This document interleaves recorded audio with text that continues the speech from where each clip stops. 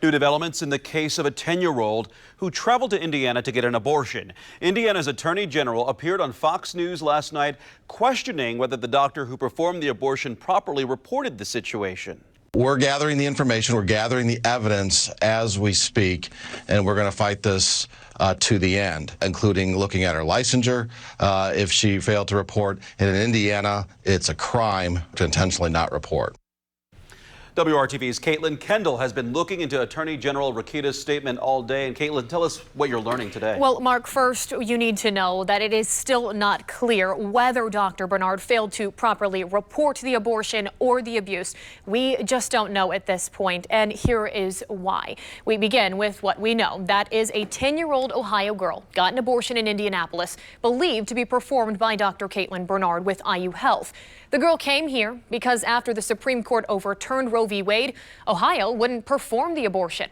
27-year-old Gershon Fuentes has been arrested and charged with felony rape in this case. Arraigned yesterday in a Columbus, Ohio courtroom, he's accused of raping the child. But when it comes to the question if the doctor properly reported the rape and abortion, you need to know there are two different Indiana codes that physicians are required to follow when reporting both rape and abortion. The first code breaks down reporting an abortion. It states that a doctor must file documentation of an abortion by either July 30th or January 30th. There are exceptions if the patient is younger than 14, which is the case here. In that instance, the healthcare provider has to notify the State Department of Health and Department of Child Services within 3 days after the abortion is performed. Failure to report is, in either scenario, is a misdemeanor. The other code pertains to child abuse and neglect, including rape. A physician is mandated to report child abuse immediately unless a report has already been made to the best of the person's belief. Now, it is public record if a medical professional files documentation to the State Department of Health and DCS of a performed abortion or abuse.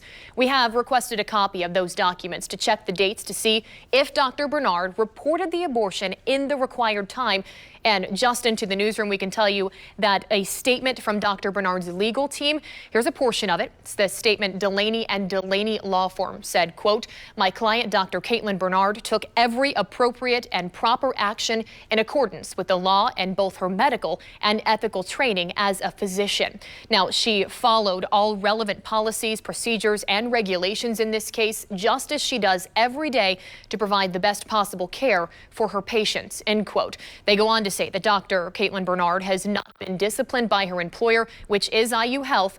We'll, of course, continue to follow this story every step of the way. Very interesting to see this one play out. Thank you, Caitlin. A special legislative session is happening now to address Indiana's abortion laws. However, Indiana Republican leaders announced most state Republicans won't physically return to the State House to conduct official business until July 25th.